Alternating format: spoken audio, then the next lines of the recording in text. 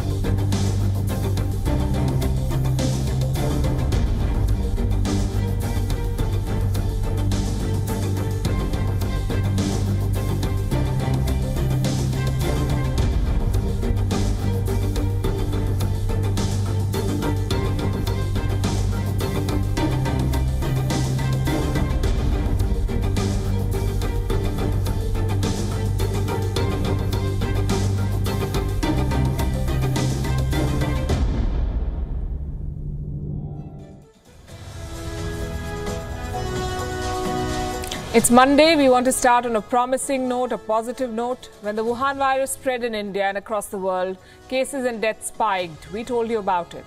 Everyone carried those depressing headlines.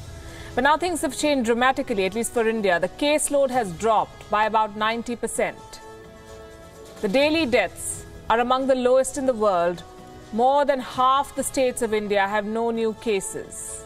But these headlines are not so common. On Gravitas, we decided we must also share the good news with you. Has India defeated the virus? That is the question. Is the pandemic over here? We'll bring you the latest figures and compare them with the rest of the world for perspective. We'll also look at the question of how India achieved this. It's a subject of global studies now. What has India done to see the dramatic drop in cases? You'd be surprised at some of those findings. And then we look at what lies ahead. Because remember, many countries are still under lockdown and fighting deadlier mutations. The pandemic is not over. Also on the show, in Myanmar, the military crackdown has intensified after the coup. The citizens of Myanmar continue to write to WION. We'll bring you their stories. Protests in France a day before the parliament takes up Macron's anti-extremism bill. We look at how Paris may create a European template to curb radicalism, but it must strike that fine balance. The WHO investigators reveal more after leaving Wuhan. There was a much bigger outbreak apparently than China told the world. And after the world has consumed loads of zinc and vitamin C, a new study says they may not help in fighting the Wuhan virus. We begin, as always, with Gravitas Global Headlines. Mexico received its first shipment of 870,000 AstraZeneca vaccines from India. This is Mexico's biggest vaccine shipment yet. The Latin American country is now preparing to inoculate its elderly population in the next phase of its COVID-19 vaccination drive. Delhi police have said a 21-year-old climate activist, Disha Ravi, made the toolkit detailing digital support for the protesting farmers in India. In collaboration with a lawyer, Nikita Jacob, police say the information was revealed by Disha Ravi while she was questioned in Bengaluru after her arrest. Disha Ravi has been arrested for sharing and editing a document intended to help the farmers' protest, which was later shared by activist Greta Thunberg. The West African nation of Guinea has declared a new Ebola outbreak, calling it an epidemic situation with 7 cases confirmed. This is the first resurgence of the disease since the world's worst outbreak in 2013-16 that left more than 11,300 dead across the region. Sharing updates in the aftermath of a 7.3 magnitude earthquake that rocked the Fukushima coast of Japan. A Japanese government spokesperson has said that 12 people were seriously injured, while 141 people sustained minor injuries. The earthquake triggered a landslide on a major Japanese highway, damaging buildings and parts of bullet trains.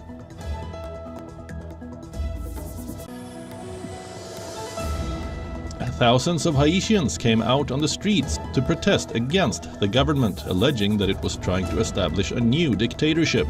Demonstrators are demanding an end to President Jovenel Moïse's term in office as the constitutional crisis escalates in the impoverished country.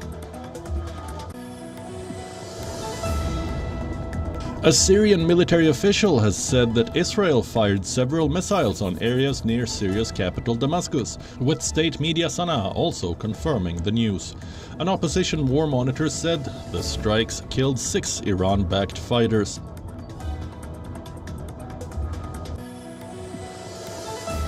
With a winter storm slamming parts of Texas in the United States, nearly half of the wind power capacity has been knocked out in this state. Bone-chilling cold, combined with snow, sleet, and freezing rain, gripped much of the United States over the weekend.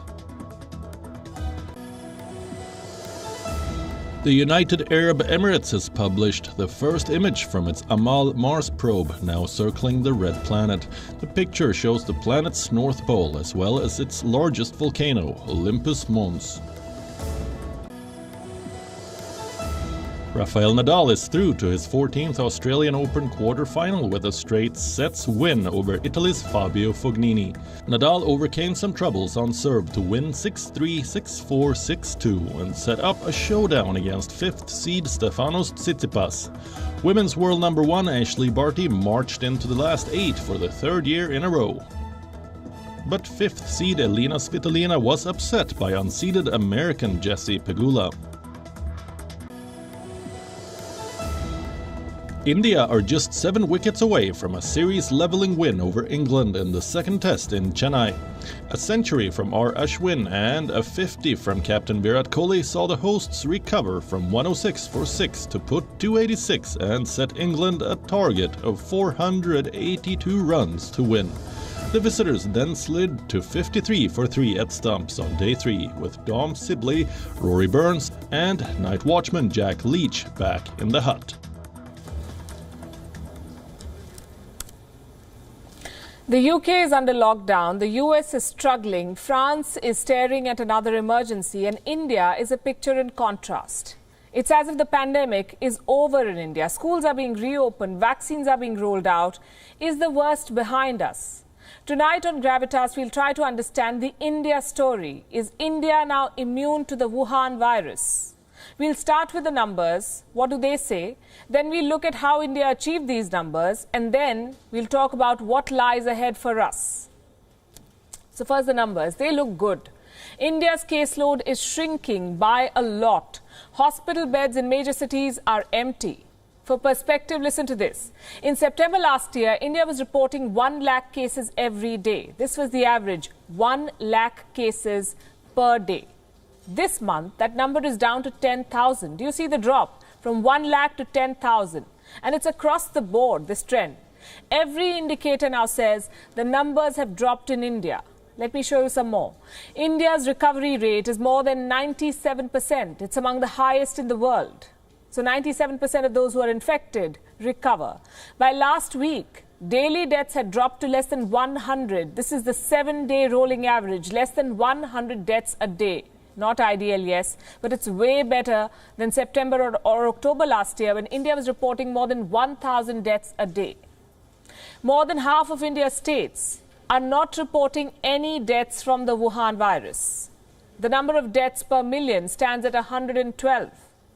And just for the sake of comparison, in the US and the UK, more than 1,000 people have died per million. Look at the numbers from today. A significant reduction is evident in cases is evident here. 33 states and union territories have less than 5,000 cases. And no one has died in 18 states and union territories in India. The bulk of the cases right now is limited to just 3 states, Kerala, Maharashtra and Karnataka.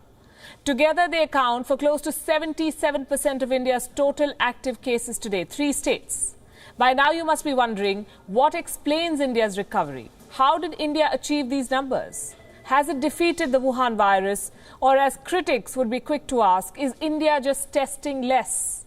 Are fewer people being tested in India to lower the numbers? The answer is no.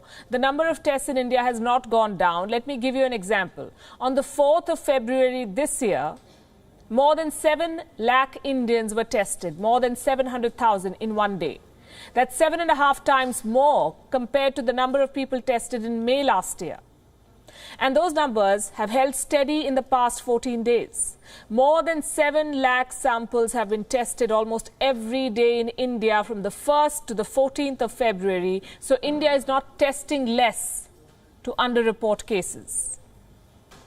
India's caseload has actually dropped.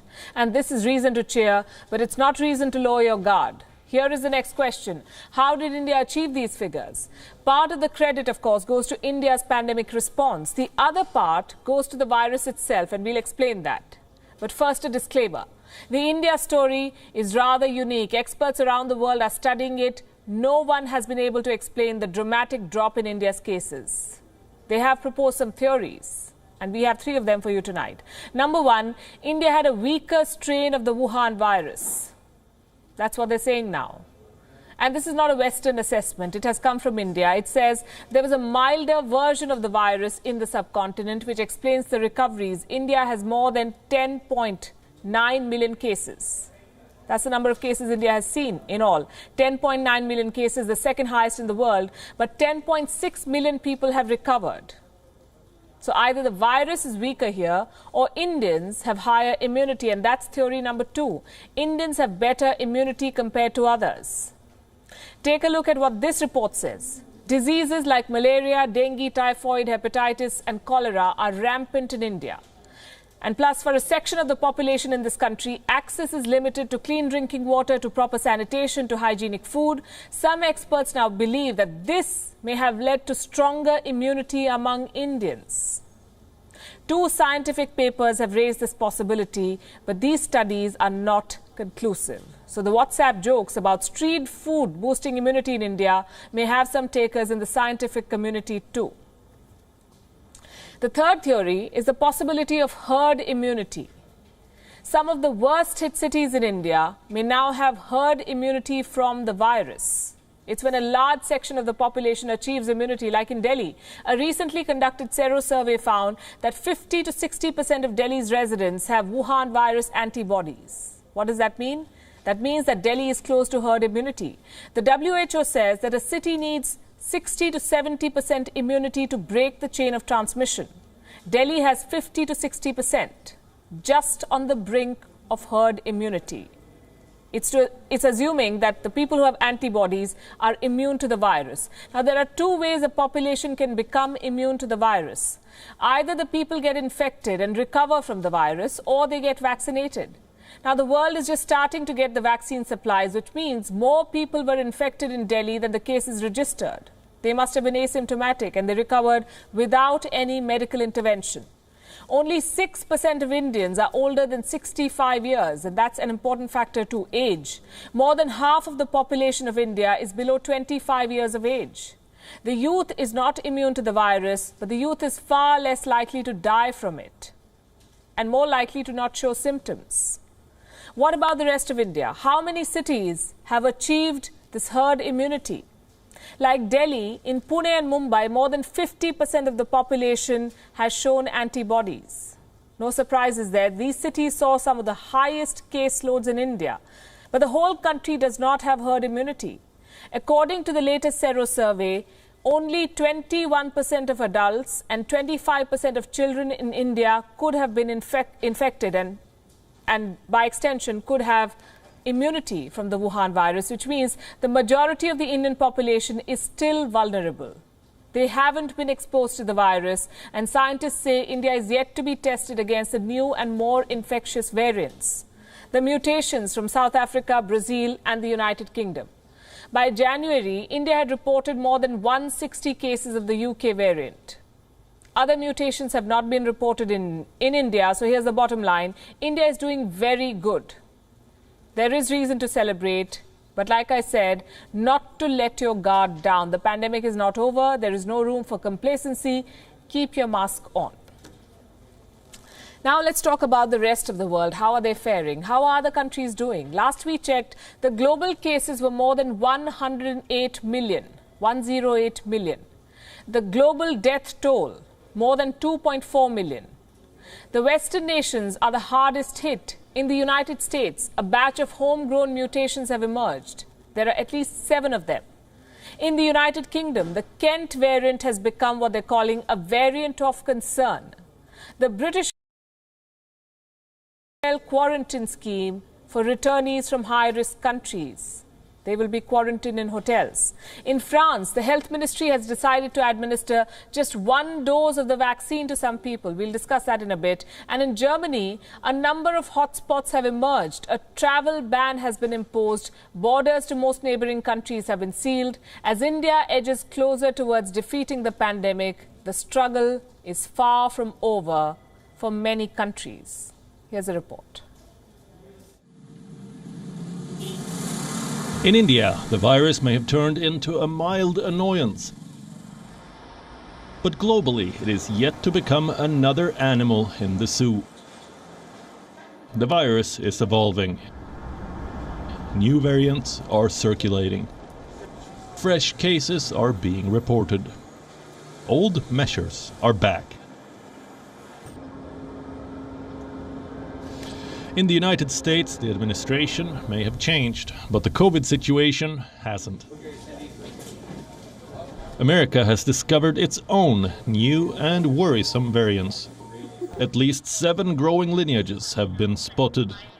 Many of them are highly contagious. Researchers have named them after birds. One called Robin 1 has been discovered in 30 states. Robin 2 is circulating in Alabama. Pelican is spreading in New Mexico and Louisiana. Yellowhammer has been detected in Southeast America. Bluebird is mostly in Northeast America. Quail is in the Northwest. And mockingbird mainly in the east coastal areas. How widespread are these variants? Researchers don't know yet, but the impact is quite evident on the rising cases. 27.7 million and counting. In the United Kingdom, the lockdown has been on since before Christmas.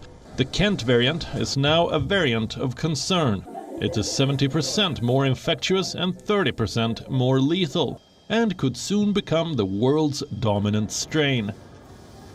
The British government is not taking any chances. All international travelers arriving from 33 high-risk countries like South Africa and Brazil will have to quarantine in hotels. A total of 16 hotels have been identified. A total of 4,600 rooms have been reserved. Some say the quarantine practice is being used to revitalize the tourism industry. So we've done a menu over 10 days. It's got choice, it's balanced, it's got an element of dietary requirements, vegetarian, and it's a nice balanced menu. So we've got this linked to a QR code where people can scan the menu, make their choices for the period that they're here, and then they get a menu back daily telling them exactly what they've ordered. In France, hospitals are in crisis mode. 21,000 new cases were confirmed on Saturday. All resources are being mobilized to prepare for a further surge. The French health ministry has decided to administer just 1 dose of vaccine to people who have recovered from the virus. Timing and scale are absolutely critical. We have to maximize, but we have to deliver vaccines very rapidly. Otherwise, we will give a window of opportunity to this virus to create new mutants in the coming months and to come back in this new form in the high-income countries a few months later. In Germany, both the UK and South African strains are spreading. Most cross-country travel has been suspended. Border controls have been tightened. The borders to Czech Republic and Austria have been sealed. The West is still overwhelmed by the pandemic. There is a glaring gap between expectations and the actual performance of Western nations. Bureau Report, WION, World is One. Let's rewind a little. I want to show you some headlines. They're from 2020, the year one of the Wuhan virus pandemic. In March 2020, New York-based Foreign Affairs predicted a disaster in India. It questioned the effectiveness of India's lockdown. 2 months later, this is what its headline said: India has bungled its coronavirus crisis. Here is what the Boston Review said about India in July 2020, and I'm quoting. Listen to this very carefully. The government's inadequate and impetuous management of the pandemic reflects an effort to win international approval by following the paradigm of advanced economies without heeding the ethical urgency of providing a robust program of relief, both medical and economic. You've seen some of these headlines before, and there's a reason why I'm showing them to you again. It's because we need to realize the importance of facts, the importance of discounting baseless speculation, and at the risk of sounding repetitive, the importance of putting an end to colonial hangovers and writing off developing nations. Facts and only facts is what I'm referring to when I say, forget bungling off the pandemic. Today, India is emerging as a success story in fighting the Wuhan virus. And this is when developed countries are still struggling to cope with the virus. You saw the numbers just now. You saw the trends in the West. Here are some more. India is recording a steady decline in cases. Consider all the worst affected countries in the world. India has the highest recovery rate among them, 97.3%. The number for the United States, 64.5%. This is the recovery rate. The number for the United Kingdom, 53.5%. India's case fatality rate is below 1.5%. India has got a grip on the situation, and you may ask whether it's too soon for India to celebrate. And this is what I'll say. We cannot cast a blind eye on the mutations of the Wuhan virus. Yes, they remain a concern. They pose the next big threat to global health. So far, major variants have been recorded in the United Kingdom, in Brazil and South Africa. And these new variants, these new strains are deadlier. Not always, but some of them are. The UK strain has proven to be scary. It is being called a quote-unquote variant of concern.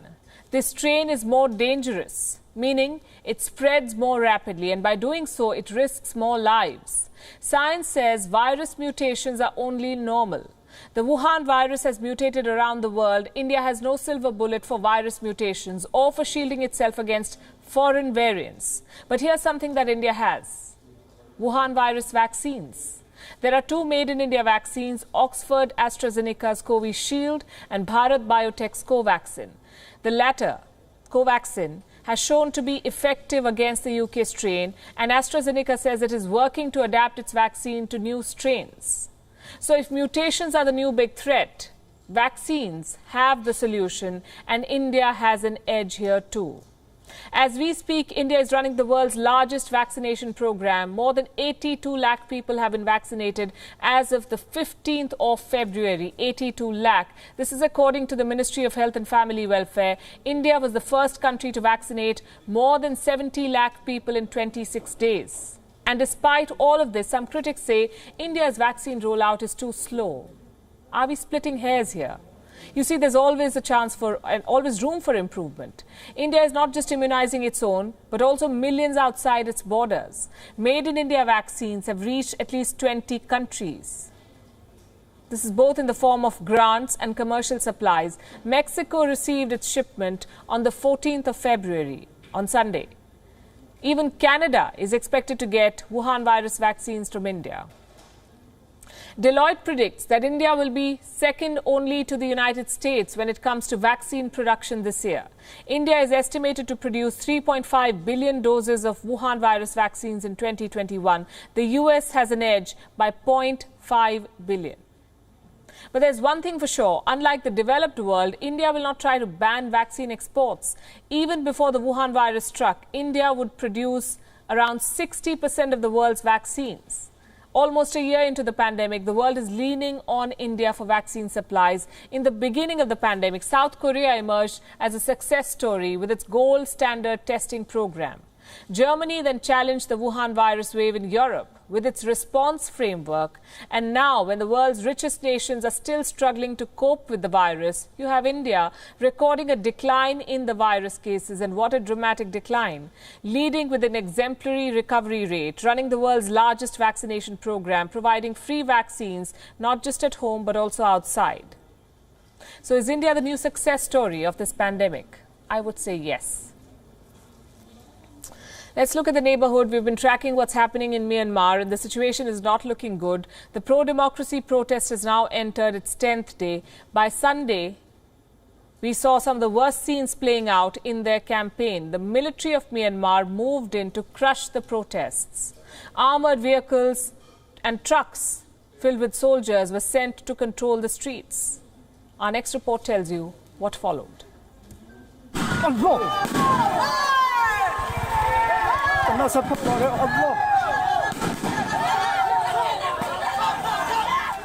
This is Myanmar. Bullets rained on Sunday right here.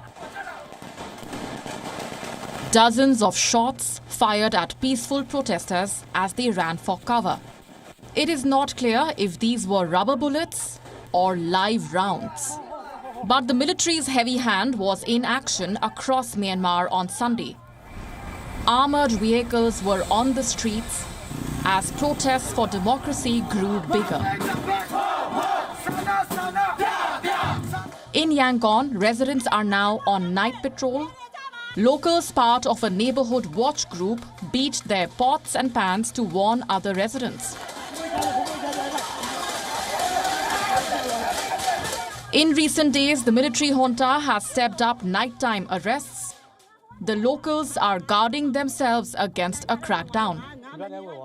This morning, in a bold move, these protesters in Yangon surrounded the soldiers and their tank. For barely a minute, the troops seemed overwhelmed by the citizens. It may be a sign of things to come. The military may still have power, but the voices of defiance are growing louder. Thousands turned up at the headquarters of Aung San Suu Kyi's party when the military leadership extended her detention.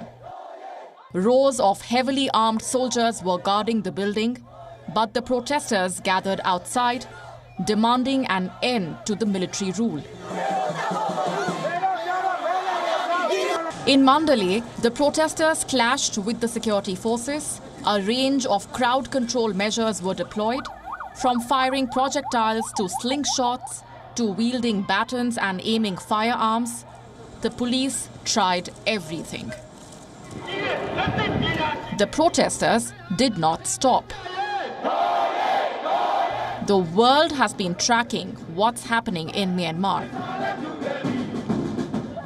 The generals clamped down on social media too. The protesters managed to bypass the online blockades. On Sunday, the military cut the internet, leading many to fear that the protesters will now struggle to get their word out. The progress happening here, because last night we had an internet shutdown, but in that situation we couldn't do anything at all, that we can't get our news get out of it. So we need to find an alternative way how to cover news from inside country if the military shut down internet for more than for 24 hours. Within Myanmar, they are getting more support. The civil disobedience movement is gathering steam. Government workers may join the protest.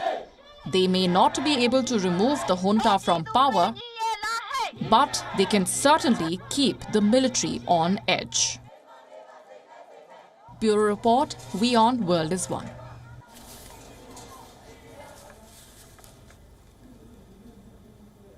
Well, they might have been robbed of their democracy, but they're certainly not giving up. The people of Myanmar seem determined to challenge the military rule in every way possible. They're out on the streets. They're also writing to us. A lot of them have been writing to us for the past 10 days, and they've been sharing their stories with us. And I would like to read out some of those responses that we've got. Like always, we will not be revealing their names or phone numbers because this is a tricky time for the people of Myanmar, and we do not want to jeopardize anyone or risk their safety. But let me tell you what they've been saying. The first respondent says, I have secret news. The military released more than 3,000 prisoners yesterday. The prisoners are burning houses in all of Myanmar. In Yangon, Mandalay and other cities, we captured more than 40 prisoners, tied them with a rope and asked them, who told you to burn houses? Their answer was military and police.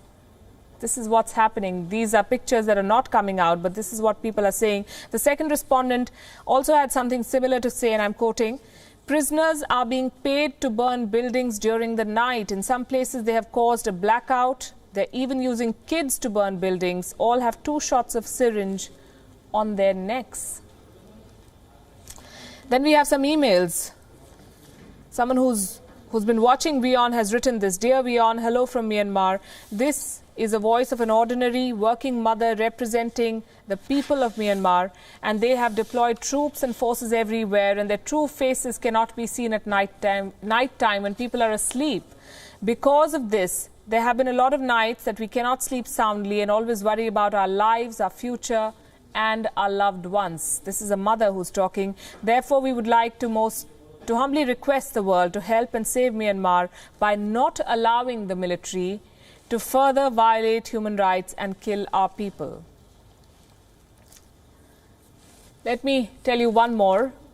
This respondent is talking about a flight that recently left for China. And let me quote again. The mysterious flight which departed from Myanmar during blackout has just landed in Kunming in China. There was no information about this flight released to public. We suspect that they were delivering Chinese soldiers. #Save Myanmar.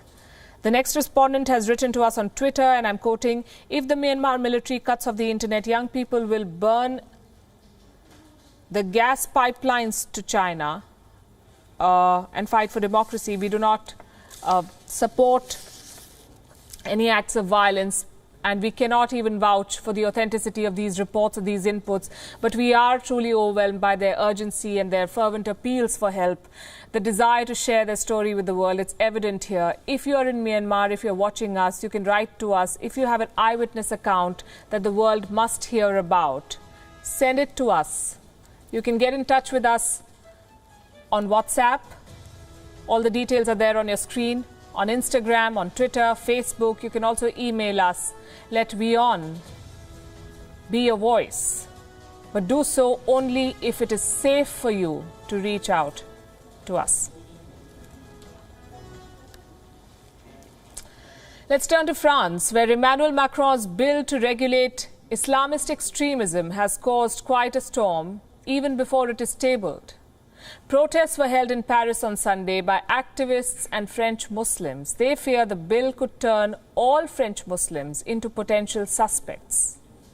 But what really is this bill about? Why was it necessary? When will it be introduced? And what are the concerns of the French government and the French Muslims? Here's all that you need to know.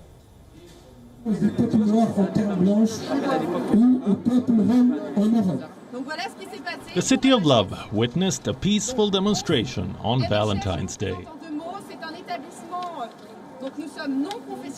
Several activists rallied in Paris to demand the withdrawal of a bill aimed at rooting out Islamist extremism.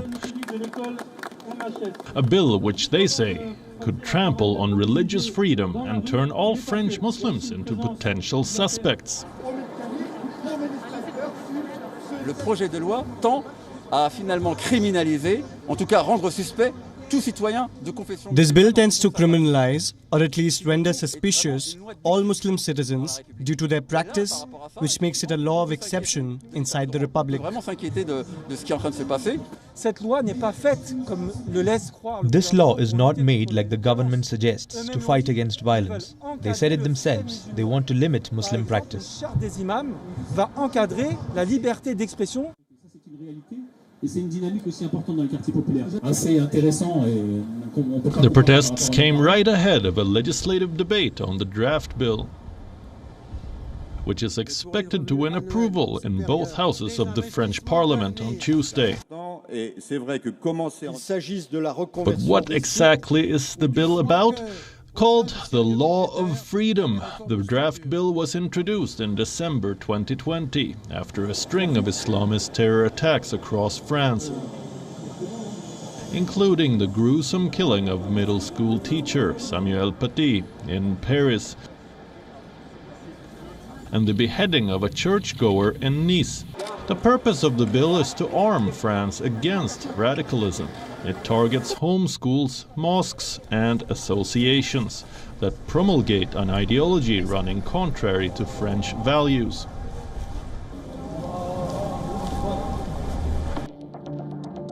It will clamp down on homeschooling of children that are over 3 years of age, punish doctors who provide virginity certificates to Muslim women, make hate speech a punishable offense with 3 years of imprisonment and a fine of 45,000 euros, refuse residency permit for immigrants practicing polygamy, increase penalties or simply shut down places of worship found peddling hate, prohibit religious symbols like the hijab in all public and private sector jobs, and control the foreign funding of Islamic institutes and associations in France.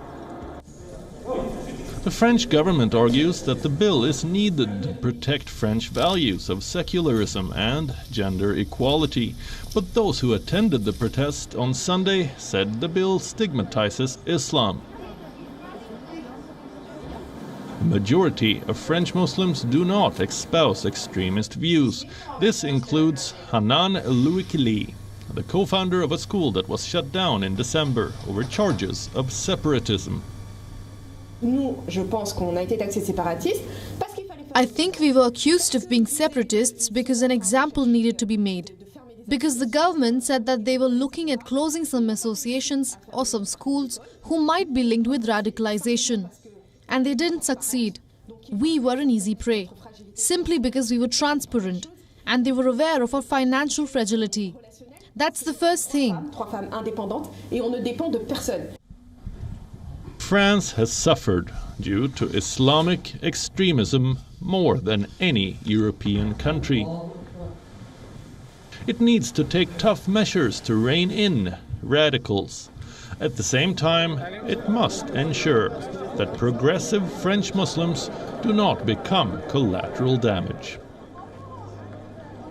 In an election year, President Macron must get the balance right. His bill and its implementation may well provide a playbook to the West on dealing with radicalism. Viewer Report, WION. World is one.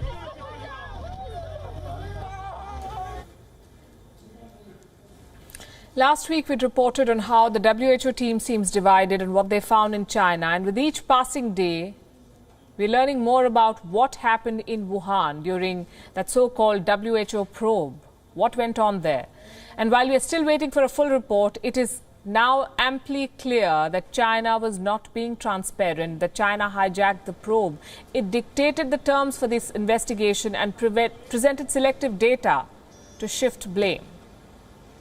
Take a look at this. China refused to share raw data with the WHO. This was data about the early cases, data that could tell us how and where the pandemic began. The WHO investigators raised a demand for this raw data. There were heated exchanges with the Chinese. Ultimately, China refused to share the data. The WHO team wanted to see data about 174 cases. These were early cases that date back to December 2019. But Chinese officials gave them something else. They gave them summaries, not raw data, summaries that they had compiled themselves. And these summaries showed that there was no evidence of the virus in medical records in Wuhan. So here's a question. Why is raw data so important to these investigators?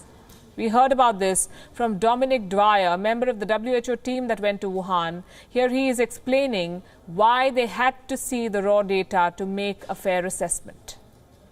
If you're really trying to go back to the very beginning to try and understand the sources, in the ideal world, you would go through it patient by patient by patient. And that's what we call a line listing. Now, obviously, all of that stuff is anonymous. You don't want the patient names or anything, but you want the details on, what were the questions asked, what were the responses, and what were the sort of analyses of the data. And that's standard practice for an outbreak investigation. In this situation, the Chinese gave us the results. We would have liked, I guess, to have seen the raw data, but that can still come. China basically had the choice to share the data, but it did not. Instead, it tried to urge the WHO team to accept Beijing's version of events. And this includes the claim that the virus might have come from elsewhere. That's the theory that the Chinese have been trying to push aggressively. Without any concrete evidence, they've been trying to suggest that the virus came from some other place, some other country, a theory that even the WHO team included in its list of possibilities. That's how much China prevailed. The scientists tried other means, other methods. They sought data behind the scenes. They tried to tell the Chinese that they would refrain from making judgments without the data.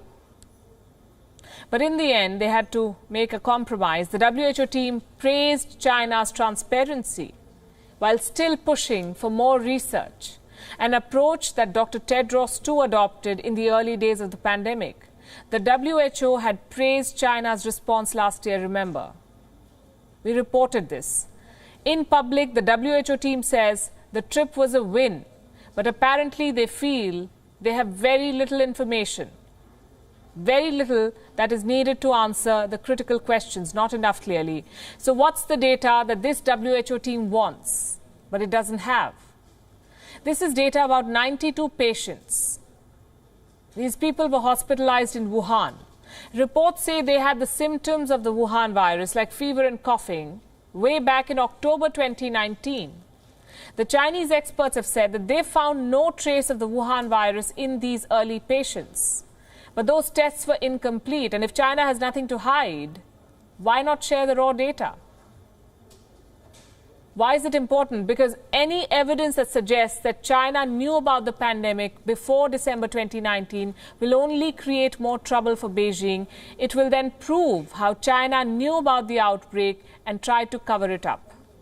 Remember, during the WHO press conference in Wuhan, the Chinese side emphasized that they only saw the first cases in December 2019. But that was not the truth, apparently. According to one investigator, the WHO team has reason to believe that the outbreak in Wuhan was much bigger than what China admits to. That statement was made to an American news network by the lead investigator, Peter Ben Embarek. He feels that by December 2019, Wuhan could have had more than 1,000 cases, and as many as 13 variants could have been spreading in and around Wuhan. And these variants had slight differences when compared to the original strain. The WHO team wants access to hundreds of thousands of blood samples from Wuhan to verify these findings or these theories. But China so far has not let them examine any of this. All of this only shows how China has dictated the terms of the global investigation, how much China is still trying to hide. Whenever it is asked about data, it has denied those requests and instead pushed its own theories. The United States has already promised an independent verification of the claims being made by the WHO team. Expect a bigger showdown in the days ahead. Speaking of which, here's a showdown. Privacy is more important than your net worth. That was the Indian Supreme Court's message to Facebook. It was hearing a petition challenging WhatsApp's new privacy law. Early indications are that the court will not tolerate Facebook's attempt to mine user data. Elsewhere in Australia, Google is toning down its rhetoric. It has decided to partner with the media company and pay for news. They're doing it in Australia. Governments clearly are finally pushing back against tech giants. But is this the great reckoning or a small rap on the knuckles? Our next report tells you. A modern-day Gilded Age is unfolding before us, but this time there is no gold rush, no railroad expansion. Instead, we are the engines of growth. Not human labor or intellect, human privacy is the new rush. Every mouse click of yours, every Google search is invaluable for new age companies. And what better place to extract this data than social media? Late last year, WhatsApp unveiled a new privacy policy in India. User data would be shared with Facebook. If you wanted to stay on WhatsApp, you had to say yes. There was immediate pushback from Indian users. WhatsApp was forced to delay the new policy and the matter reached the Indian Supreme Court. Monday was day one of the trial. The top court bench, headed by India's Chief Justice, did not mince words. And I quote, "You may be 2 or 3 trillion companies, but people value their privacy more than money. It is our duty to protect their privacy." Unquote. The Chief Justice raised the biggest concern of Indian WhatsApp users, that when 2 people message each other, their circuit of text will be shared with Facebook. The defense rejected these allegations, calling them misinformation. Another key issue raised in the hearing was that of differential treatment. WhatsApp has a much tighter privacy policy in Europe, but shares Indian user data at will. Why the double standards? It is technical, says WhatsApp. Europe has a special law protecting user data. India doesn't. WhatsApp interprets this as a free pass. As long as there are no restrictions, it will continue mining user data. The top court has issued a notice to Facebook and WhatsApp, and the trial will resume after 4 weeks. WhatsApp's new privacy policy is part of a larger trend. Tech giants are testing countries. They're exploiting legal loopholes and administrative oversight. In the end, the users suffer. But recently there has been a pushback from governments. On Monday, France imposed a $1.3 million fine on Google. A government probe found that Google's hotel rankings were misleading. On the face of it, a fine looks like a punitive action, but for a company that churns out $180 billion in revenue, this fine barely makes a dent. So how do you rein in tech giants? Look at Australia. All set with a new draft law to force digital companies to pay for news. The law squarely targets Google, which played hardball initially and is now complying with the government. Google has struck a deal with 7 West Media. It will now supply content for Google's News Showcase platform. For how much, it has not been revealed. But it is a step in the right direction. Tech giants have 2 important lessons to learn. Nothing in this world comes free of cost, and some things are simply not for sale, like human privacy. Bureau Report, WION, World is One.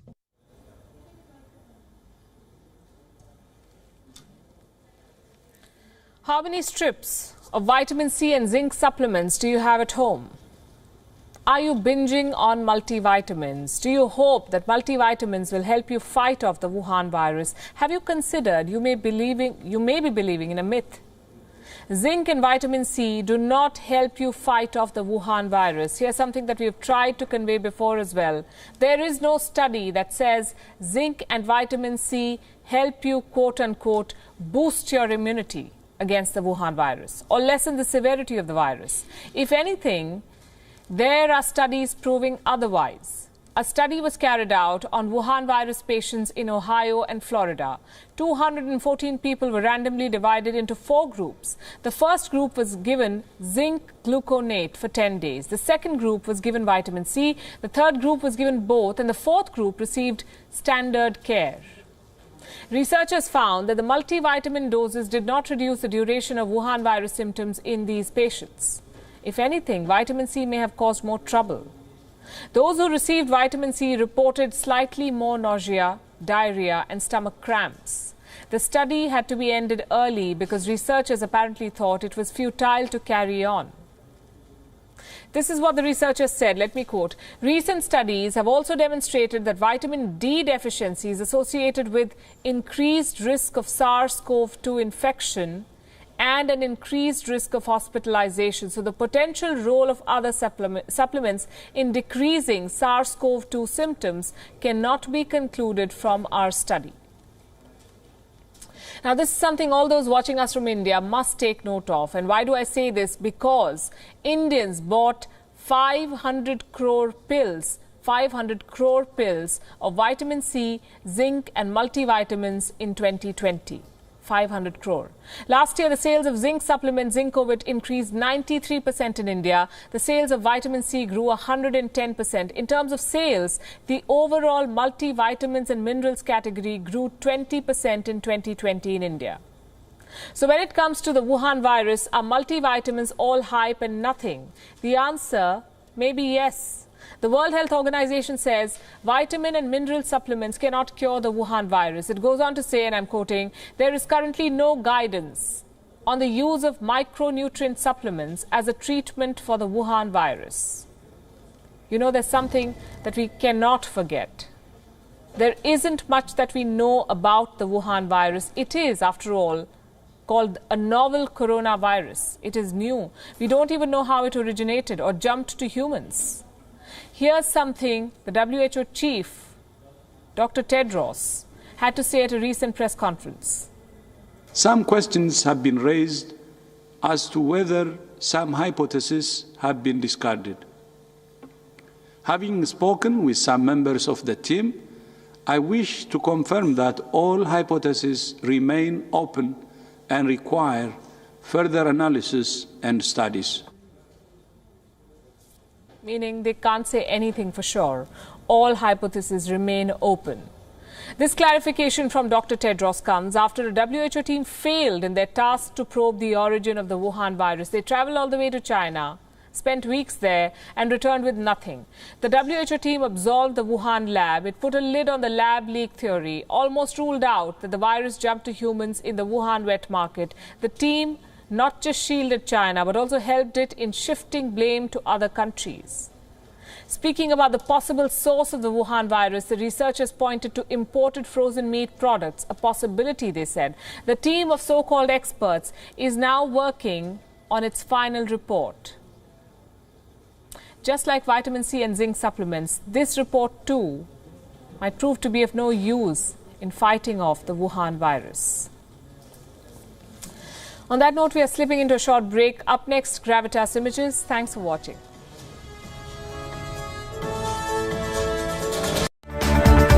WION now available in the United States. Download the app now. From the world's most volatile region, conflicts over faith and boundaries. Stories of death, destruction, despair, and hope.